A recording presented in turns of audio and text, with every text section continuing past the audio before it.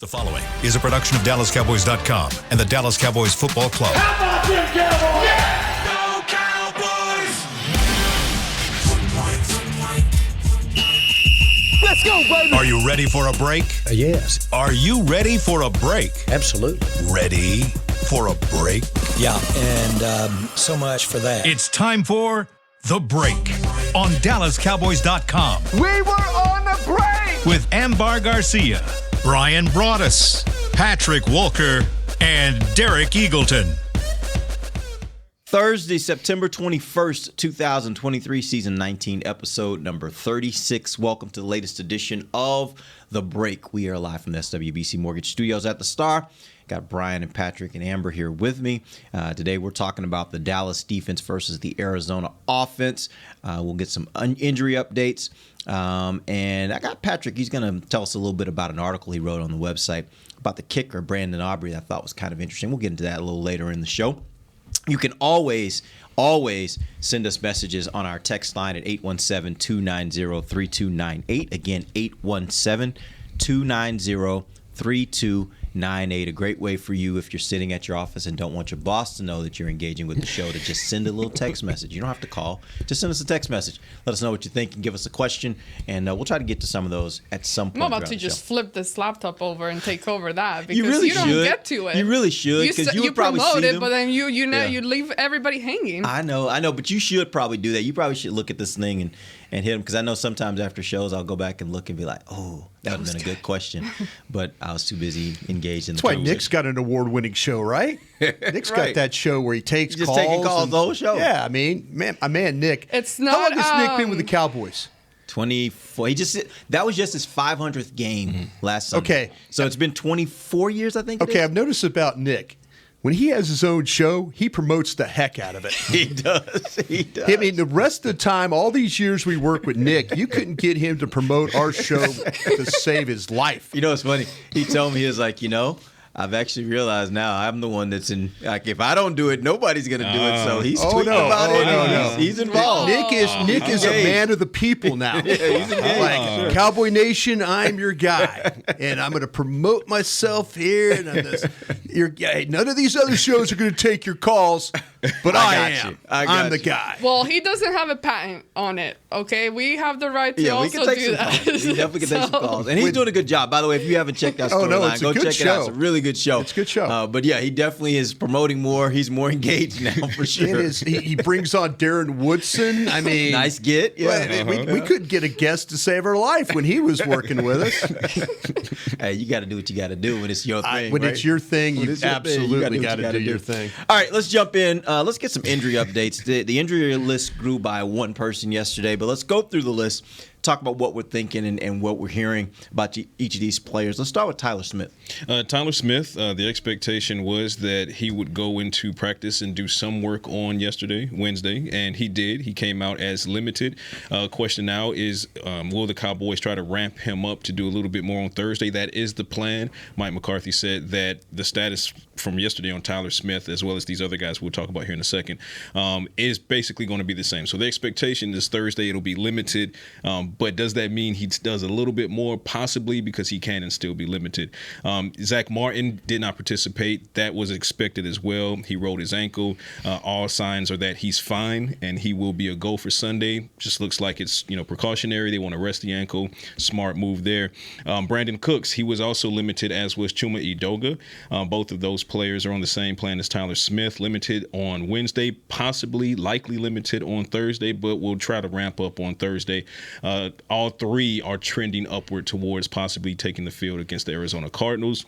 Jaron Kearse, unexpected absence, but it was due to an illness. I'm told that it's not entirely different from what Malik Hooker dealt with, but Malik was able to, play through that game and fight through it. So week of rest maybe for Jaron Kearse. He's not expected to practice today as he tries to recover from that illness.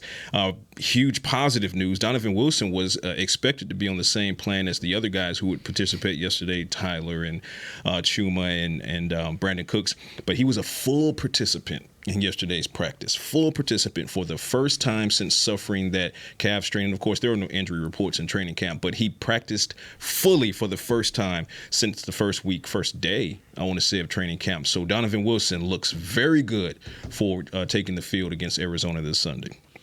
That's a good report right there. Oh, yeah. Man. The fact that if you can get Donovan Wilson back and you got these other guys that have been out, Tyler Smith, Brandon Cooks, at least practicing a little bit, limited a little bit, I think that's a good thing for the Cowboys. They're trending in the right direction. And for my purposes, or at least the way I look at it, I just want this whole thing cleared by week 5. I want to have a full slate by week 5 when we travel to San Francisco. We are going to get into the Cardinals versus the Cowboys, Brian. I know there's some interesting things to note there. Before we do that, though, Patrick, I wanted you to real quick talk about an article that you wrote. I saw it this morning. I thought it was really interesting from the standpoint of the kicker and Brandon Aubrey and what you noticed about him. And you made this unique parallel to another kicker, another really good kicker for the Cowboys. And what did you find in your study and in putting that article together? Well, the standard for kicking in Dallas is going to be Dan Bailey, and it's probably always going to be Dan Bailey until a successor comes up and shows that he's worthy. And we're sitting here and we're trying to figure out if Aubrey can be the guy, just like we tried to figure out if Vizcaino could be the guy, and we tried to figure out if Garibay might be the guy last season, and none of that worked out. Hadrilalu, none of that worked out. But after the game on Sunday, which pushed my confidence meter to 90%, he goes 5 for 5. Right? He goes 5 for 5, and then it as it turns out, he's the first kicker in franchise history to have made his first 7 field goal attempts with the Cowboys. So that sparked a thought in my head. I said, you know what? For this week's Science Lab, which just debuted not an hour ago, check that out on DallasCowboys.com. I said, I wonder, how did science. Science. Thanks, Beamer. I wondered, how did Dan Bailey fare as a rookie? Now, time has been distance from us to Dan Bailey, so that creates a little bit of romance, a lot of romance, and we tend to forget the bad that happened. So we know Dan Bailey as, the top guy. But as a rookie, he had his struggles. I went in with an open mind, as always, and I was just curious. And maybe Dan Bailey, as a rookie, blows Brandon Aubrey as a rookie out of the water through the first 2 weeks. Not so fast, my friends. So here's what I found with Dan Bailey. Week 2, he had a 21-yard field goal miss versus San Francisco. So he missed one of his first 3 field goals as a rookie with the Cowboys. Fast forward to week 13, that was a bad game in Arizona. Part of it was because Jason Garrett iced his own kicker. So there's that. But nonetheless, there was a 53-yard miss in week 13 against Arizona. In that same game, they put Jay Feely in. Feely made a field goal. Then they put Dan Bailey in. With the game on the line, it was tied, 49-yard miss, and that was infamously, for those that remember, Jason Garrett iced his own kicker. But nonetheless, a miss is a miss. Cowboys went on to lose 19-13 in overtime. The very next week, Dan Bailey missed a 47-yarder. The Cowboys lost 37-34 in regulation against the Giants. Cowboys finished 8-8 that season. Giants win the division at 9-7. Ouch. So you're telling me that even if the kicker has some misses later this season, he might still end up being Dan Bailey. You smelling what I'm cooking. Is that what we're saying? So, and that's actually literally what I'm pondering. My question that I posed after, and also touchback rate for Dan Bailey, 35.8%. Touchback rate for Brandon Aubrey, 100%. Even going back to preseason, I don't think there was one kick I've seen him not have a touchback. There has not been a single return on one of Aubrey's kicks, but nearly 2/3 of Dan Bailey's kickoffs were returned.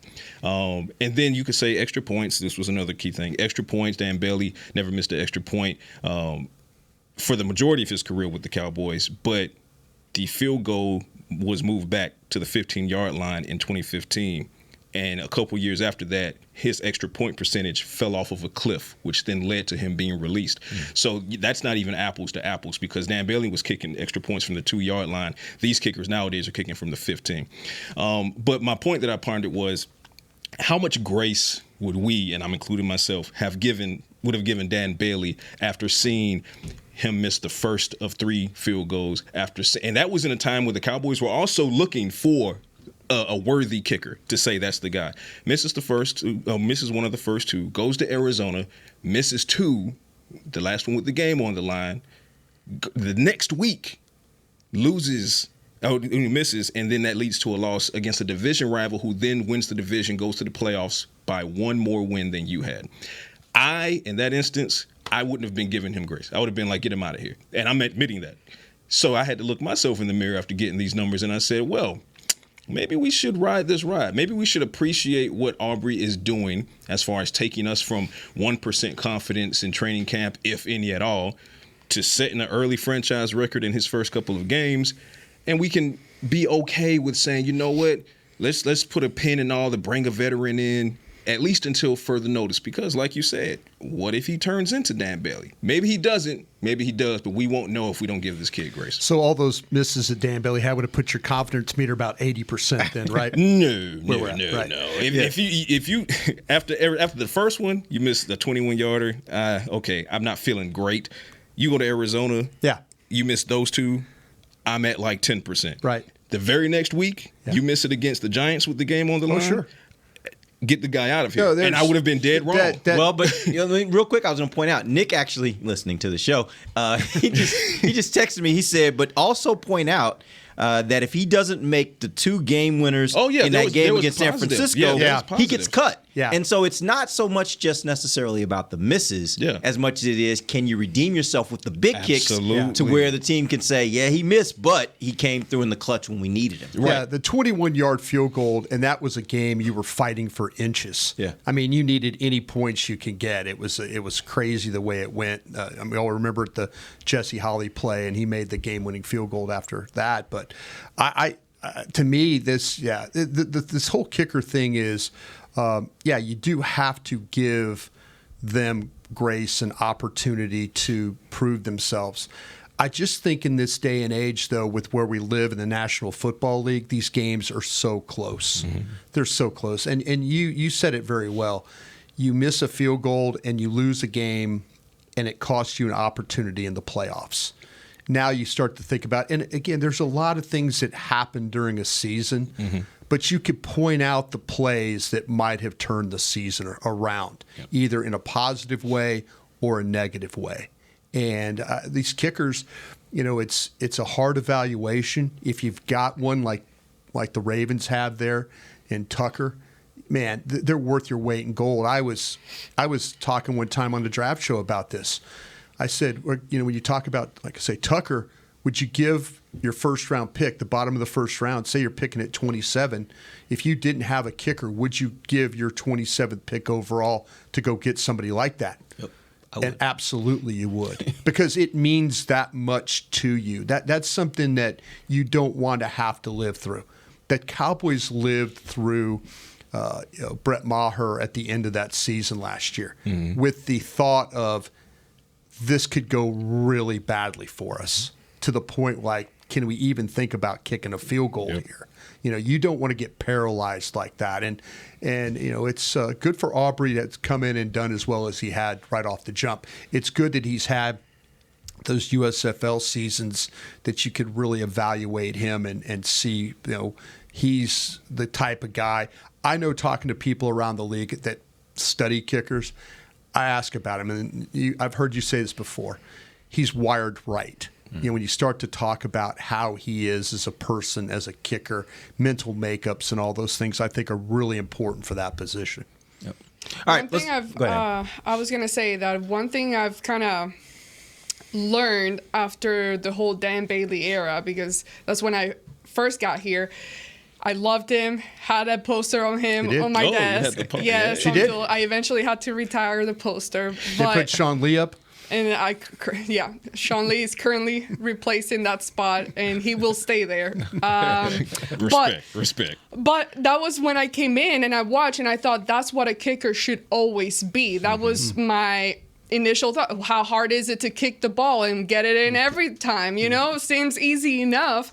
And then I slowly, after that, in the transition of the Cowboys trying to find a new kicker, I began to find out and discover, okay, this is not just like your body's a machine and it just goes through the motions and it repeats over and over what they're supposed to do.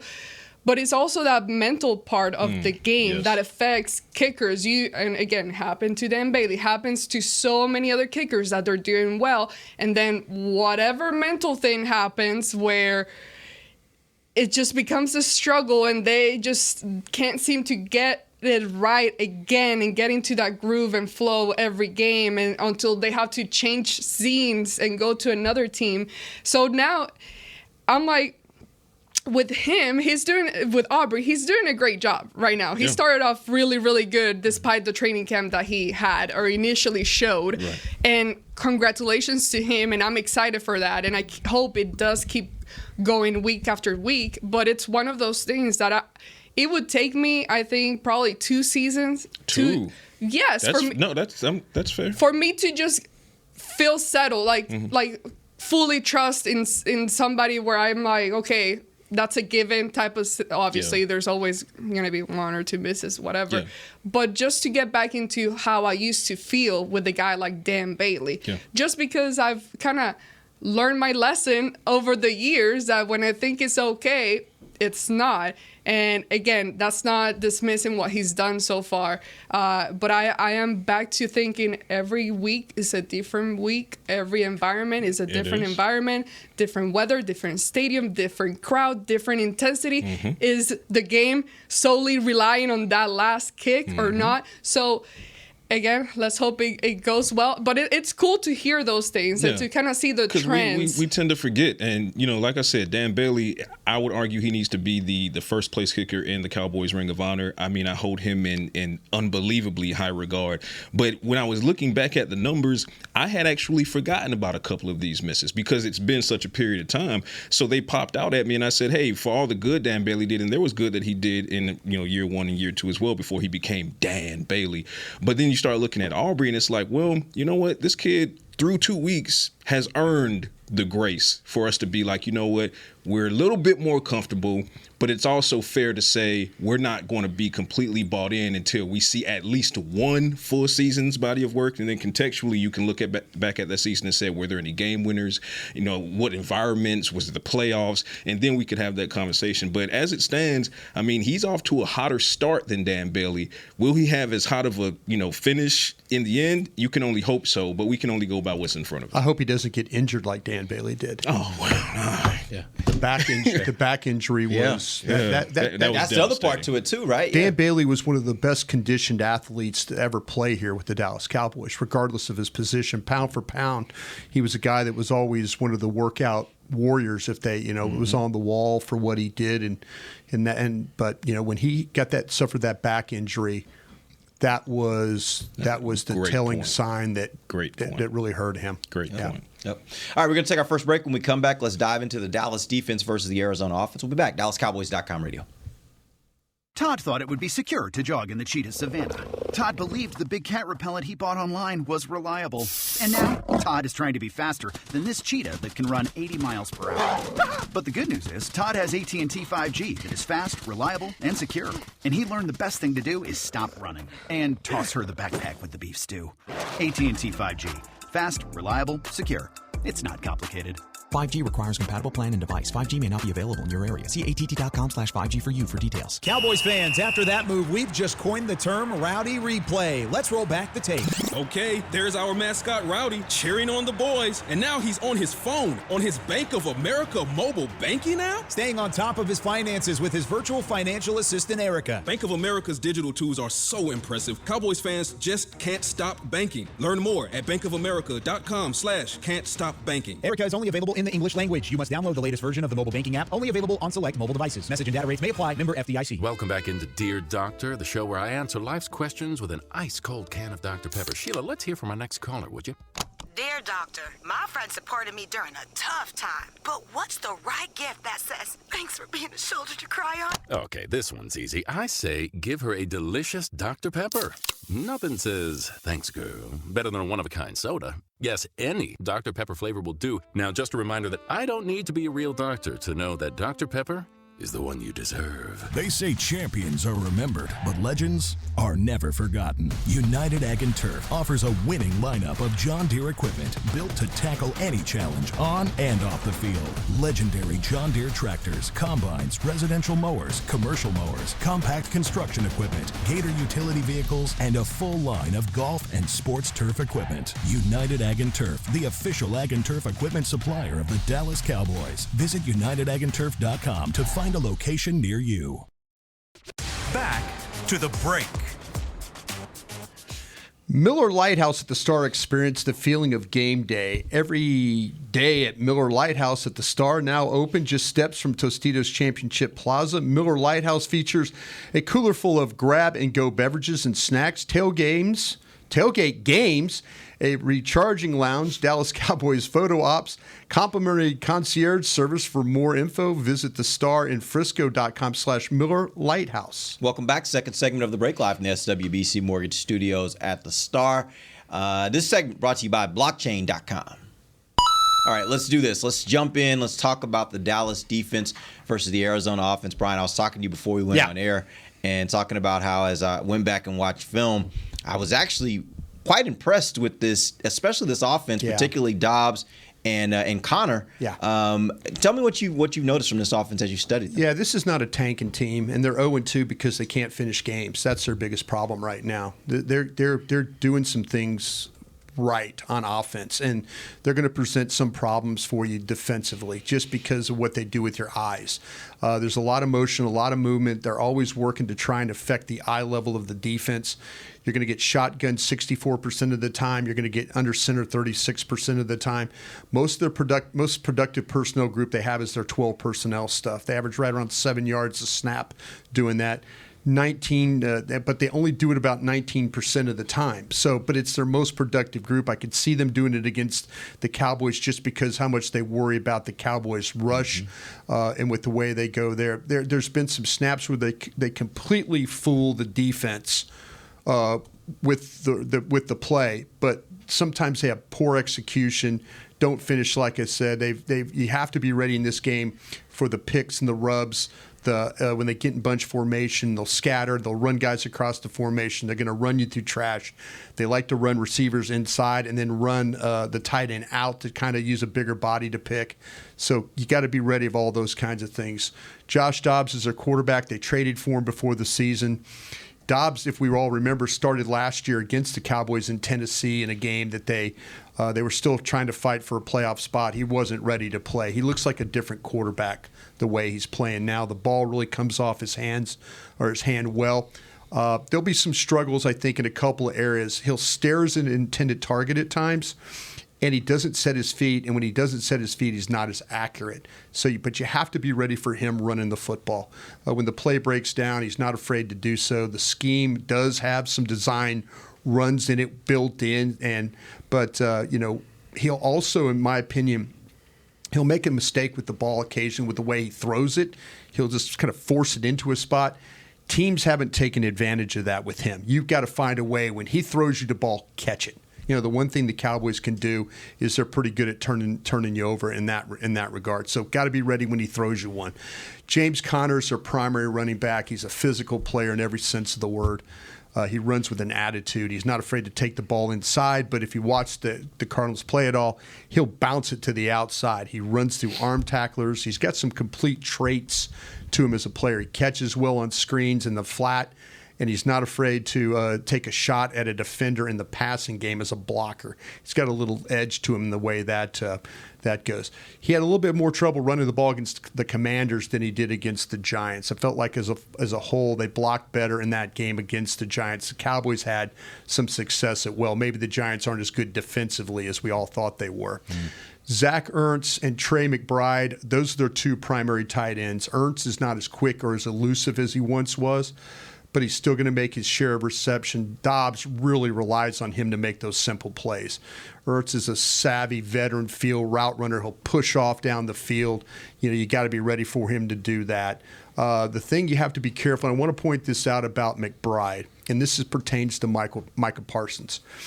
They run the ball one way. They'll take full flow, say, to the right, and they'll bring McBride back to the left. If Micah Parsons is on the backside, they will cut him in this game. They will try. That's what McBride does. He doesn't really square up anybody, so Micah's got to be careful if he's screaming off the backside and they're running the ball away from him, that you get McBride coming the other way with a low block. That's something that, and he does it every single time.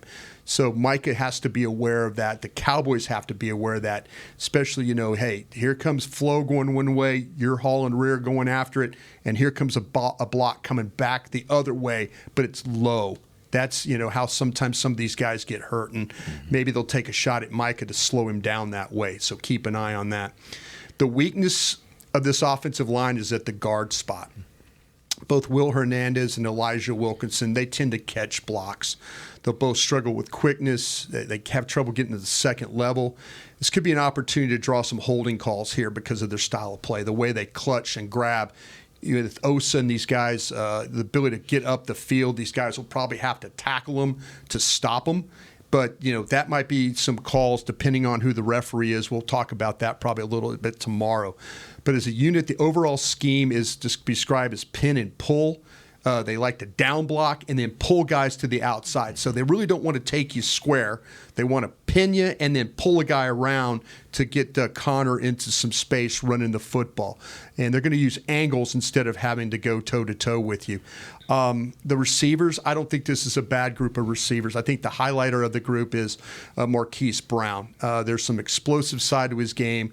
The quickness, the speed, that aids him as a route runner. I've seen him make some really nice receptions and then drop some easy ones. So he's kind of been a little inconsistent. He's got the only receiving touchdown that the Cardinals have this season. But also know that 7 of his 9 receptions have resulted in first downs for this team. The player that I really like is Rondell Brown, the one guy that Dan Quinn needs to keep an eye on. The Cardinals staff wants to get him involved in the game plan. That's Rondell Moore? Moore. I said Brown. I typed Brown. It's Moore. Sorry, it's Rondell Moore. Yep. He's the one guy that Dan Quinn needs to keep an eye on. The Cardinals staff want to get him involved. They will line him up all over the formation, out wide, in the slot, in the backfield. He's always on the move. They have to be ready for him running the wheel route out of the backfield or getting the screen out to his side. Like Brown, he's an explosive player with the ball in his hands. So the Cardinals offensively, they've got a lot of things. Movement is really, really big with their group. They're going to try and affect your eye level and make you chase things that aren't there and then try and take the ball back. Micah does need to protect himself, though, on those plays that go away from him if he's the backside guy. Good. No, I was just going to say, and speaking of that wide receiver core, and I know a lot of people, they're looking at Joshua Dobbs, and rightfully so, because it all starts and ends with the quarterback. But, I mean, they're not devoid of talent. Like Brian is pointing out, they're not devoid of talent on that offense. And for those that haven't seen James Conner in Arizona, I mean, you saw him in his early time with Pittsburgh. I mean, he can really change a game if you allow him to change the game. Marquise Brown, you saw him with the Baltimore Ravens before things kind of went left there. That's a speedster who can take the top off. The good thing is when you talk about a player with the caliber of like Zach Ertz, Cowboys are extremely familiar with him. So that could be edge to the Cowboys at the, as far as defending Zach Ertz. And then they have possibly Donovan Wilson coming back, Jaron Kearse as long as he recovers from the illness. Marquise Bell is there. They got linebacker speed on the Dallas middle of the Dallas defense. So I think you can contain Ertz. But I really love what you said about Rondell Moore, because he could be the kind of like the pressure release valve for Joshua Dobbs. So if you don't keep an eye on him and if you let him start changing the game a little bit, that's going to open up the field for those other guys and for Joshua Dobbs to really start to kind of operate. So keep an eye on that. But what was interesting, another interesting thing for me is we talked yesterday, I wanted to say, about how foreshadowing the Eagles matchup against Micah Parsons and this defense, how the RPO for the Eagles froze Micah Parsons. Yeah. Well, this Sunday might be an early test of how Micah and the Cowboys are going to handle the RPO, because Dobbs and the Cardinals, they've already run the RPO 10 times over their first 2 games. They've passed out of it 8 of those 2 times, and they're averaging 11 yards per completion out of that. So it's interesting that we talked about that yesterday as far as the Eagles and Jalen Hurts is concerned. Let's keep an eye on that against Joshua Dobbs. Let's see how Micah Parsons handles that RPO against Joshua Dobbs. That's going to give us early indication of how he'll probably handle it when he gets to the Eagles and Jalen Hurts. On that same note, Dobbs has rushed this season 6 times for 38 yards and 1 rushing touchdown. This will be the 3rd week in a row when the Cowboys will face a quarterback that, I don't know if any of these are game breakers. We're not talking Michael Vick, but we're talking about guys that can move, guys that can kind of make you pay a little bit. As you watch how they've performed against these other teams, are you starting to think, they really got to figure this out because this can be a problem for them as they go? Or do you think, hey, if this is what they're going to give up, if all the things they do defensively forces them or makes them give this up more regularly, these little runs by quarterbacks that can kind of hurt you a little bit here and there, that's worth it for everything else they get out of this defense. I think the thing to me that the biggest concern, like you were talking about, is the quarterback run, especially with the way these guys are breaking the pocket and keeping drives going. It's not really punishing the Cowboys yet, like if you were in a really close game. But I think that Mike McCarthy's probably talked to Dan Quinn. The staff has probably all talked together. And if you had to self-scout, you would say, what's the one thing that we're struggling with on defense? It's containing the running quarterback, or it's playing with gap or lane discipline, integrity, whatever you want to call it. When we rush, we got to make sure that that we don't just create seams in our defense that allow these quarterbacks to run. This guy, the quarterbacks you played, like I say, Zach Wilson got after you a little bit. We know what Daniel Jones is going to do. I think this guy here with Dobbs, I think he's okay with running the football. He's a big body guy, and I think he's like, if he doesn't have to throw it, he's okay with running it. Because you'll see times and it's not get down guy, it's try and run over you. Almost plays like Dak Prescott in that way of how physical he can be. But if you're the Cowboys, the one thing that you have to say is a little bit of a concern of the defense has been that running quarterback. And they have to be a little bit more disciplined, I think, going forward, playing these types of guys that are more willing to run. Yeah, and I think you've seen that these first 2 weeks of the season.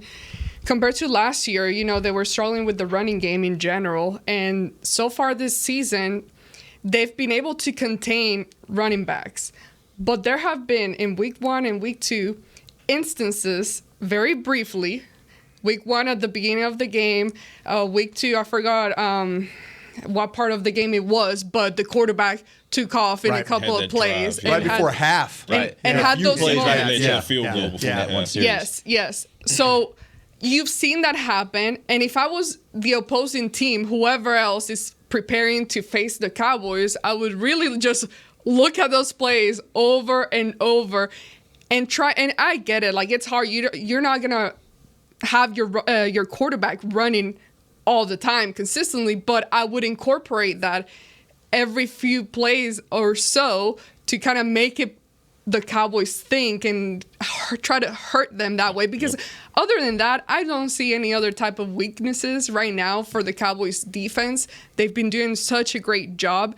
But the fact that there have been those moments where the quarterback has been able to sneak out and run, the Cowboys hate to see that. Anytime a quarterback gets away from Micah, you know how pissed off Micah's going to get. So just kind of get them off. And that's the one thing that I think can affect a guy like Micah, getting him off, like mentally, messing with his head, because he's that type of competitive guy that and we saw it last year, there was just I think it was just maybe one game, I can't remember, but very briefly, that if you get in his head a little bit and he starts getting angry and allowing that to happen and not channel that energy towards focus and game and attack, that's how you can throw off a guy like Micah, because otherwise Micah's like the best of the best. Otherwise you're not.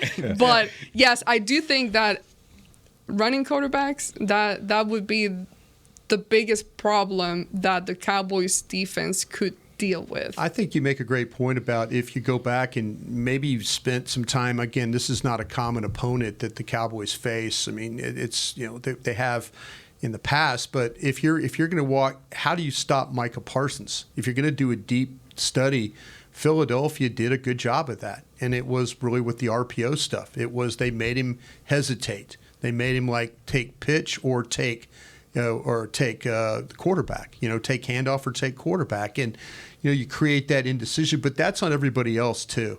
That's not just on Micah. That's everybody else having to play the scheme.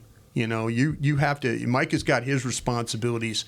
The other guys have to come up with their responsibilities as well. But if I'm playing the Cowboys, I'm doing anything I can, like I say, either the cut blocks, run at him, freeze him if you can. I'd do anything to keep him from trying to take over the football game like he has throughout his career. And great job on Dan Quinn through these first 2 games. I mean, we've seen him over the first couple of seasons, start to move Micah around, but not like we've seen in these first 2 games. I mean, it is really a game of where's Waldo. And now Dan Quinn is playing that same game with DeMarcus Lawrence, who's normally mostly stationary on the left end, but now you see him getting some strong side on the right end. You see Micah getting some rushes over the guard. I mean, Dan Quinn knows that they're trying to key in and attack Micah, so he keeps moving them around. So DQ, he's orchestrating it. All right, we're going to take our final break. We're going to come back, and I'm going to ask you guys a very simple question. If you were the opposing team having to face the Dallas defense, what exactly are you trying to do in order to stop Micah Parsons and this Cowboys defense? We'll do that when we come back. DallasCowboys.com radio. Todd thought it would be secure to jog in the cheetah savanna. Todd believed the big cat repellent he bought online was reliable. And now, Todd is trying to be faster than this cheetah that can run 80 miles per hour. But the good news is, Todd has AT&T 5G that is fast, reliable, and secure. And he learned the best thing to do is stop running and toss her the backpack with the beef stew. AT&T 5G. Fast, reliable, secure. It's not complicated.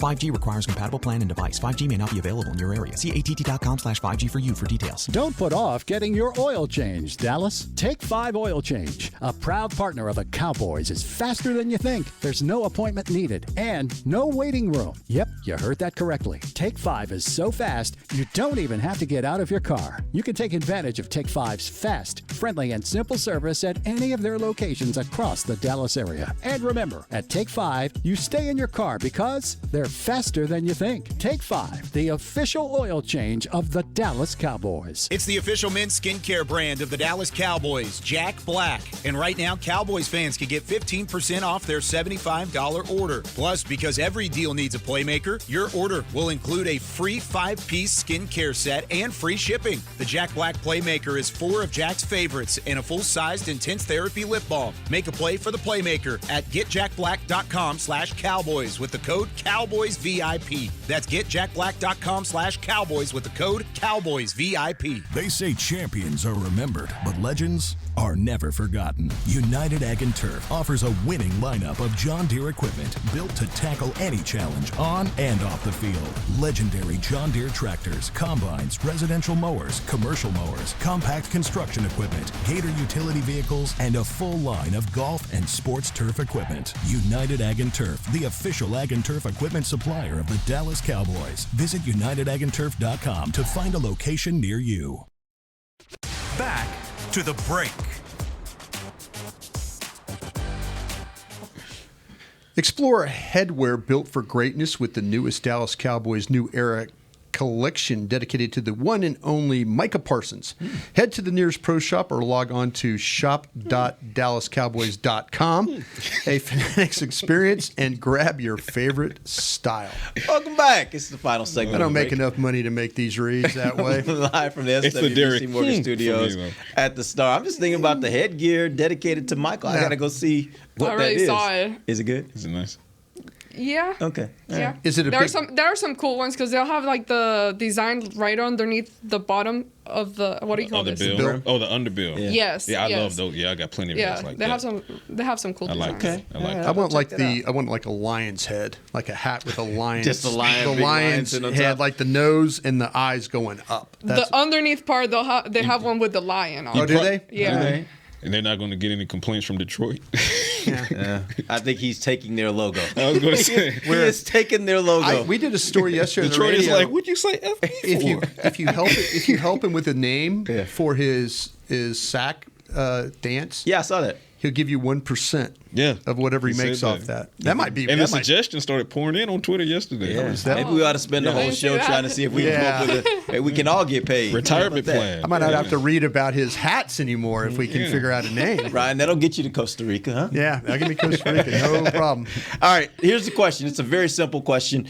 If you were the opposing team playing the Dallas Cowboys on any given week this season, how would you attempt to attack them? And particularly, how do you slow down a guy like Micah Parsons and keep him from wrecking the game? See, I Googled what do Lions like to eat? What do Lions like the most? To see who would be the sacrifice. Who can you sacrifice? Sacrifice somebody, but you're screwed because they like everything. Yeah. They will eat and devour everything. The lion is always hungry. Yes, they always are. And I'll leave the professional question breakdown to you guys, but to me is what I said earlier before we went to break. And I think it's hard to do now, the mental aspect of things, because he has been improving season after season, and he's just more dead focused on what he wants. And I think every time he gets a sack, every time they make a play, the energy just keeps building and building. So it's harder to throw somebody off their game when they're mentally already past you. So I think that would be hard to do, but the only way for me that I see it is more just messing up, and I'll let you take over kind of what the Eagles did to the Cowboys last year, because that seemed to work a little bit. But it's just, at this point, it's just hard to stop a guy like him. I think the things that I would do, are you just thinking about Micah in general or just the whole defense? Well, I mean, the thing about it is it all starts with Micah. So that's where I'm really thinking, like, you got to think about what are you first going to do with Micah, and then, or are you going to just say, hey, I'm going to know Micah Parsons going to do his thing, but if I can do these things to the rest of the defense,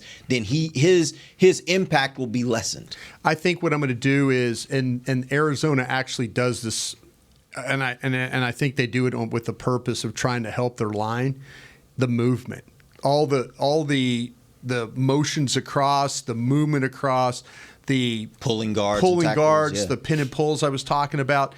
They're trying to do things to help. So if Mike is usually focused in on how he's going to beat the guy in front of him. That's his focus, whether it's a tackle or he's dealing with the center guard. We saw that the other day in the Jets game, how he's able to kind of get the Jets center off balance a little bit and then get in on the play. I'm doing things to try and mess with what he's seeing. I'm gonna flash things at him. I'm gonna act like I'm gonna block it, but I'm gonna send it this way, or I'm gonna block him, or I'm gonna have like I say, the pin and pull stuff. I'm just gonna make him have to deal.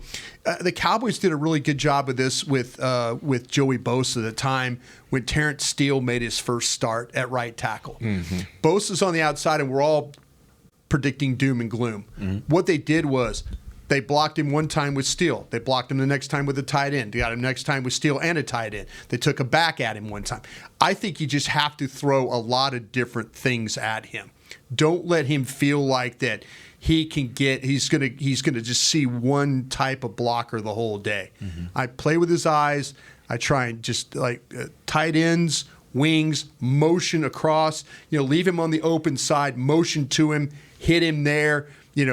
Block, crack him if you can. I mean, it's hard to do. You got to have bodies to be able, but I just don't let him get comfortable playing against one guy or getting a feel for the scheme. I'm just throwing a lot of different things at him and try and find the best one that might work and take him out of his game. And for me, it's the motion, the pre-snap motion, and making him think. But I mean, when you talk about where do you attack this version of the Cowboys defense, well, first you pray. And then you make sure you paid your tithes this week, because you're going to need a little bit of divine intervention to help you against this Cowboys defense. I mean, and I said it on 105.3 FM The Fan this morning about what might be the only weakness on the Cowboys defense. And I said, you know what? We could say weakness in the aspect of a running quarterback, but it's not even a weakness per se through the first 2 weeks as much as it is a soft spot. So just attack the soft spot. So if I'm the opposing offense, you have your pre-snap motion and you get these guys to thinking, but you also have to remember there are other playmakers at each position across the line as well. I wrote a piece on Osa Odigizua. 3 sacks in the first 2 games. He's off to the races as far as probably obliterating his 4-sack total from last year. DeMarcus Lawrence, he's being moved around. He's doing some things. Jonathan Hankins is impacting not only the run defense, obviously, but he's getting in the backfield disrupting. If I'm the opposing quarterback, I'm running, and then I'm running again, and then I'm going to run again. And then when you cheat for it, I'm going to throw the ball. And then you're going to back up, and I'm going to run again, then hand off. For me, the only thing you can do is attack the only soft spot, which is mobile quarterback. quarterbacks. And until you show me, And that's because so risky too. right, you're right, because I'm risking myself. But if that's all I got, that's all I got. And Brian made an excellent point about the Giants and Daniel Jones. First offensive drive for the Giants, Daniel Jones, here he goes. And we're all sitting in the press box and we're like, oh, okay, here we go. Days, yeah. And then the Giants, like you said, the Giants helped the Cowboys by getting away from that early. And then the rest of the game got away from them. Boa constrictor mentality, right? Yeah. So, Zach Wilson, that drive before halftime, Zach Wilson hadn't taken off and scrambled to that point, but then he did, and then it worked. And then Salah was like, do it again. And then ultimately they got 3 points. Didn't get the touchdown, but got 3 points. But then third quarter came. Cowboys got the 3 and out. Jets completely abandoned Zach Wilson scrambling. So for me, find the soft spot. There's only one soft spot, especially with Donald coming back as early as this week. And I'm running the ball with my quarterback. And unfortunately, I'm putting him at added risk. But what else do you got? Honestly, if I'm playing the Cowboys, I look at it like I don't care what the score is. I'm going to finish this game with a 60-40 split, 60% runs, 40% passes.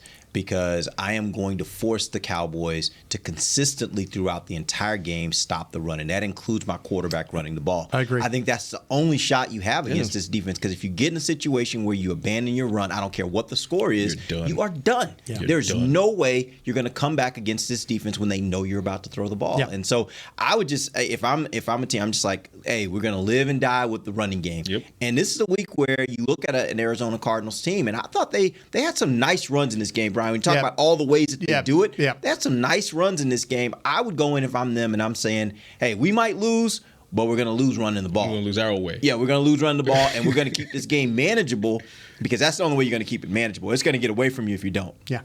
All right, we appreciate you guys joining us. Back tomorrow. We're going to wrap this thing up, tell you what we think is going to happen this weekend. Until then, for Patrick Walker, Brian Broaddus, Amber Garcia, I am Derek Eagleton. This has been The Break, live on DallasCowboys.com radio. This has been a production of DallasCowboys.com and the Dallas Cowboys Football Club. How about this, Cowboys? Yeah!